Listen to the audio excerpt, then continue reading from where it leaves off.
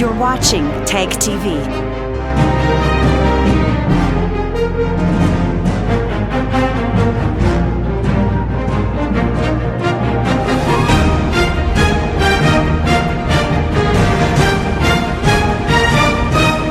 You're watching TAG TV.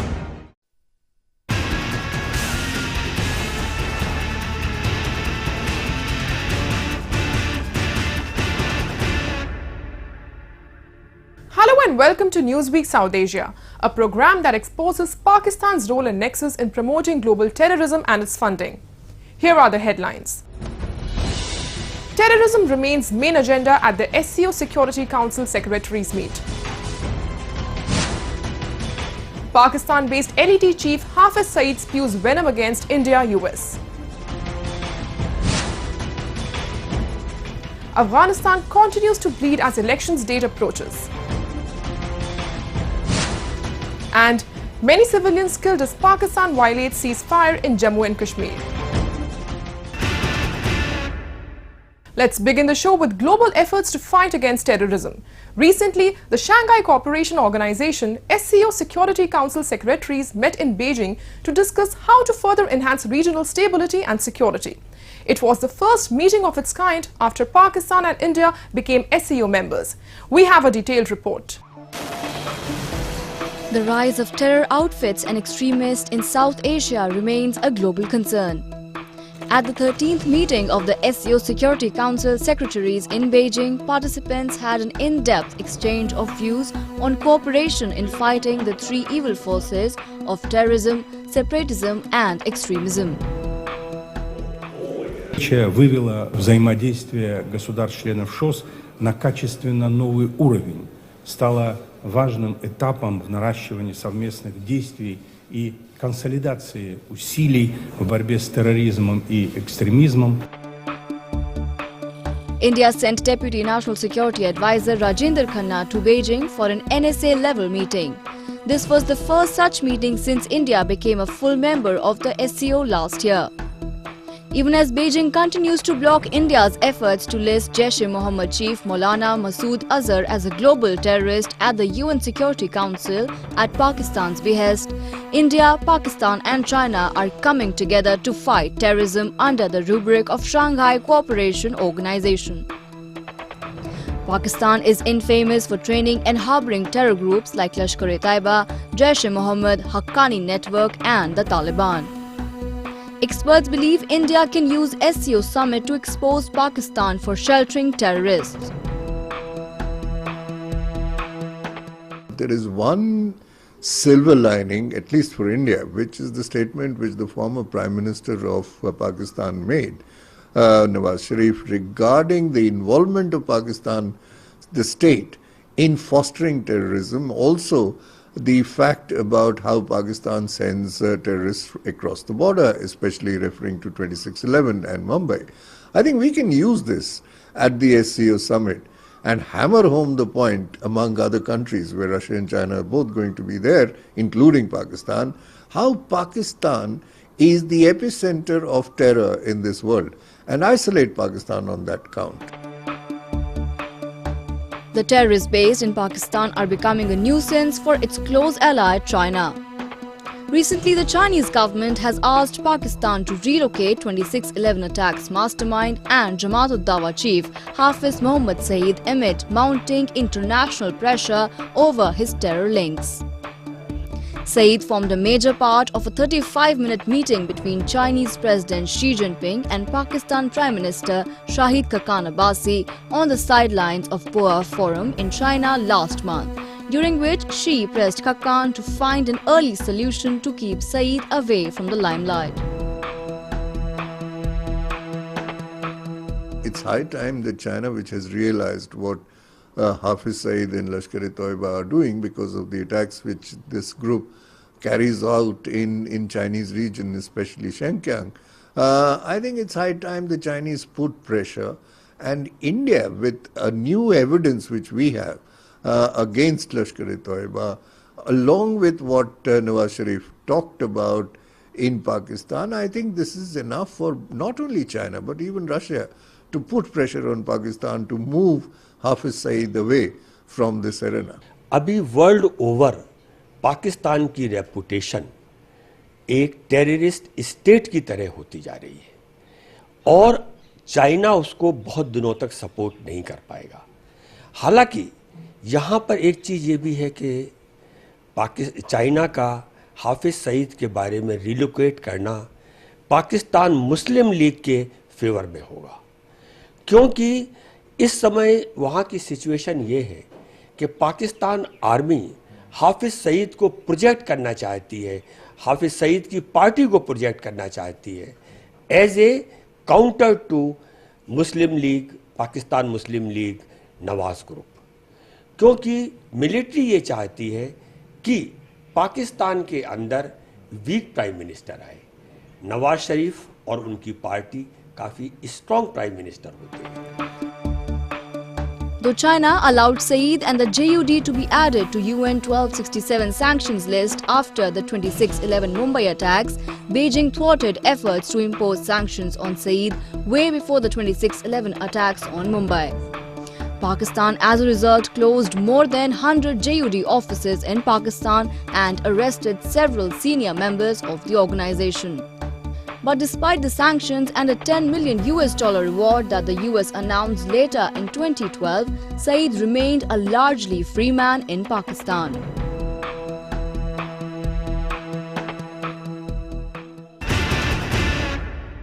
There are several terror outfits based in Pakistan who operate without fear in various parts of the country. Pakistan uses these terror outfits as proxies against India, Afghanistan and other Western countries. Recently, 2008 Mumbai terror attack mastermind and founder of Lashkar-e-Taiba, Hafiz Saeed, recently delivered a hate speech against India and United States. We have a report. Founder of the Lashkar-e-Taiba terror group Hafiz Saeed recently said that those who advocate friendship with India and the United States would be punished by God and their true followers. He made the remarks while referring to the recent ban by Pakistani government on his Jamaat-ud-Dawa or JUD, a front for the Lashkar-e-Taiba terror group which he founded. He was addressing an event organized by the JUD in Pakistan's Peshawar city. Saeed, the founder of Lashkar-e-Taiba terror group, carries a $10 million American bounty for his role in terror activities.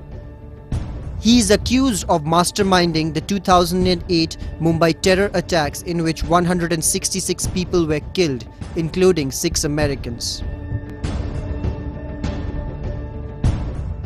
Pakistan को फौरी तौर पर अपने किरदार को वाक़ई करना चाहिए और तमाम जमातों को यकसू हो जाना चाहिए। अब असेंबली में बिल लेके आते हैं इंसदाद दहशतगर्दी के नाम पर कश्मीर की तहरीक आज़ादी को रोकने के लिए। ये खुला ये इंडिया का एजेंडा है, ये अमेरिका का एजेंडा है, ये पाकिस्तान का एजेंडा नहीं है, ये कायदे-ए-आज़म के पाकिस्तान का एजेंडा नहीं है, ये अवाम पाकिस्तान का एजेंडा नहीं है, ये पाकिस्तान दुश्मनों का एजेंडा है। Co-founded by Hafiz Saeed, Lashkar-e-Taiba is an Islamist militant group launched in Pakistan in the late 1980s. It initially operated in Jammu and Kashmir on the best of Pakistan's intelligence. But by the first decade of the 21st century, the group had expanded its reach further into India. The group took part in several attacks targeting non-Muslim civilian population in Jammu and Kashmir in an effort to create a Muslim state. Despite several restrictions and bans, LET chief Hafiz Saeed still holds public rallies across Pakistan and spew venom against India, the United States and Israel. His main agenda remains to create disturbances in Jammu and Kashmir, which clearly indicates his nexus with Pakistan's secret agencies. Kashmir की आज़ादी का मरहला है, आखिरी मरहला है, इसमें हमें आंखें खोलना है, जिसके अंदर हमने पूरे पाकिस्तान को इंशाल्लाह जगाना है। आज मेरी दावत पर पाकिस्तान के हर शहर में मजलूम कश्मीरियों के लिए इजहार यकजहती के लिए आज प्रोग्राम हो रहे हैं।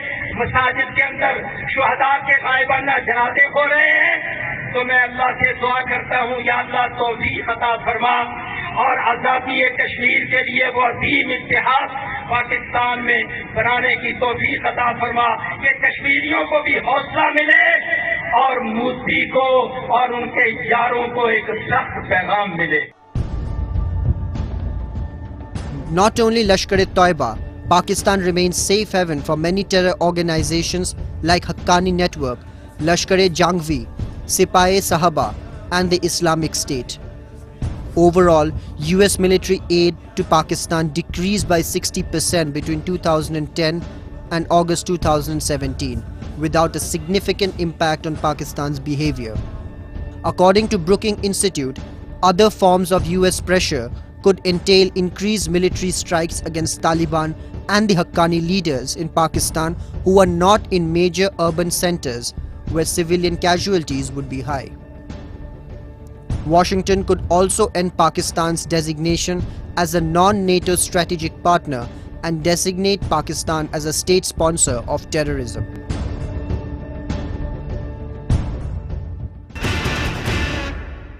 The incidents of violence continue unabated in Afghanistan. The residents of Kandahar city were shaken recently when heavy explosives were detonated in the city. This is part of an ongoing offensive by the Taliban and Islamic State to weaken the elected government in the war-torn nation. We have a report. The government of Afghanistan, headed by President Ashraf Ghani, is keen to keep the democratic process going despite the huge security, economic and political challenges. The Taliban, on the other hand, wants to maintain its focus on forcing the US-led NATO forces to withdraw from the country. As the Independent Election Commission prepares to hold next elections for parliament and district councils, the Taliban has launched its annual spring offensive. On May 22nd, a blast in Kandahar city killed 16 and wounded 38. Officials initially said it was caused by a bomb packed into a minibus, but later said the explosives were in 2 containers stored in an area of mechanical workshops. A lot of people have been killed in the blast, including children, youths and elderly people. Ambulances and security vehicles are rushing to the site of the blast. The incident took place in a crowded area. No terrorist outfit claimed responsibility for the attacks. The fighting and the attacks did not show any signs of easing off even during the holy month of Ramadan. مجمع وديش نفر زخميان ورسيو وديش ولس نفر دا وس روختن كي ورس العمليات مرسل بستردي بات نوري چي اوليكو مكنو سر وصل اجاب د بستر نه کا رخصت سوله او حدود 15 نفر شهیدان دي هغه ځنه یوړل دوستانه او ځنه مرسره په اخچال کې پاتې. On night of May 18, as many as 8 people were killed and dozens more wounded by multiple explosions at a sports stadium in the eastern city of Jalalabad. The blasts occurred at a football stadium in the city that was hosting a cricket match at the start of the holy month of Ramadan. The blasts were caused by 2 rockets which killed at least 6 people and wounded 50, but there was some uncertainty about the final casualty toll.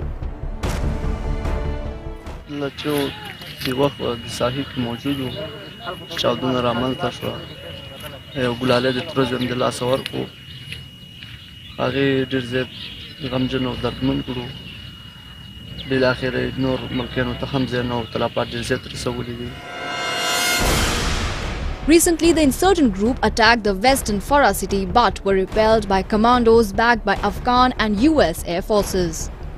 On May 21, the Taliban warned Kabul residents to avoid military centers in the heavily fortified city, saying they are planning more attacks in the Afghan capital. A US government watchdog also warned that upbeat assessments of improving security in the country did not match facts on the ground. Top US officials and military commanders insist the Afghan security forces, which have suffered thousands of casualties and are beset with low morale and corruption, are now doing a better job of maintaining order. But the Taliban still controls swaths of the country and are staging repeated attacks, while the Islamic State group has conducted a series of high-profile suicide blasts in Kabul and elsewhere. Moving on to India's Jammu and Kashmir, where Pakistan's ceasefire violations continue for the past several days. Many civilians have been killed and dozens are injured in the cross-border firing. A large number of people from the border villages have been evacuated to safer places. Take a look. Defenseless and afraid, these villagers living in the border areas are being moved to safer locations as the Pakistani Rangers continue to violate ceasefire agreement. The heavy mortar shelling from across the border has been going on continuously in Arispura, Arnia, Ramgarh, Samba and Hiranagar sectors of Jammu and Kashmir. बहुत firing हो रही है, दिन रात हम को सो नहीं रहे हैं, बच्चे हमारे डर रहे हैं, मवेशी हमारे मर रहे हैं।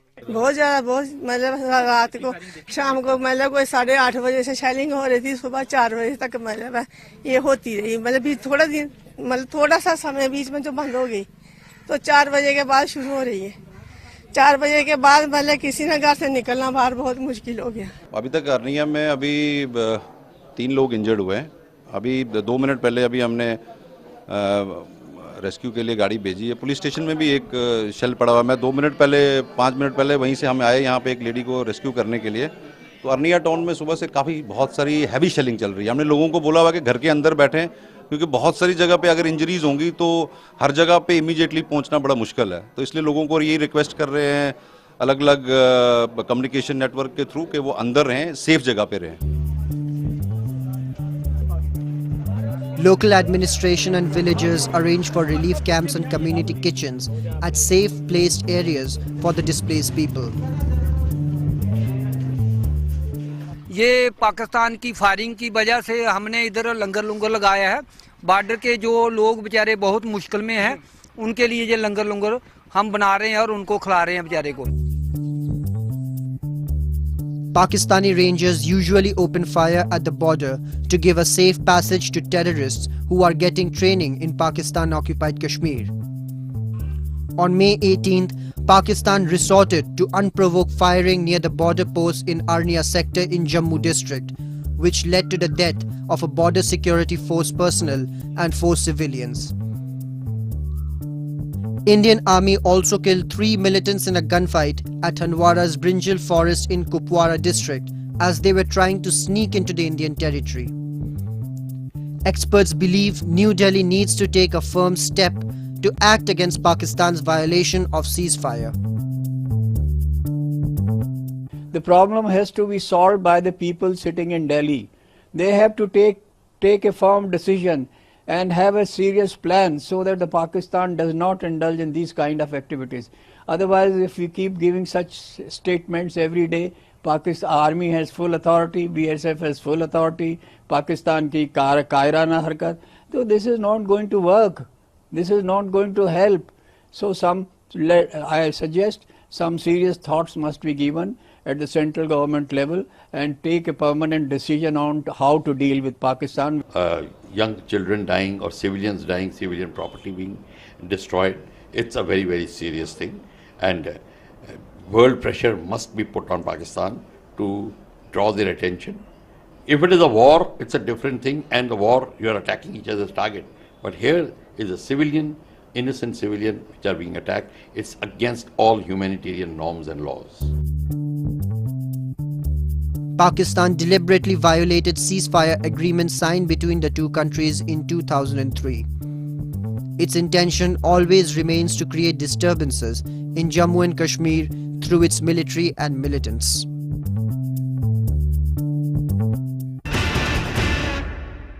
And with that, we come to the end of this edition of Newsweek South Asia. We will be back next week with more news, views and analysis from the subcontinent. Meanwhile, do keep writing to us at nwsa@ani.com. This is Mariam signing off on behalf of the entire production team of Newsweek South Asia. Goodbye and take care.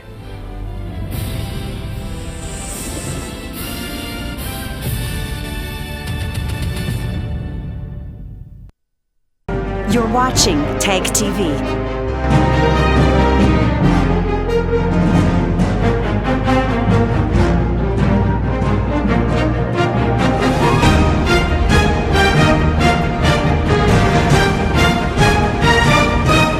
You're watching Tag TV.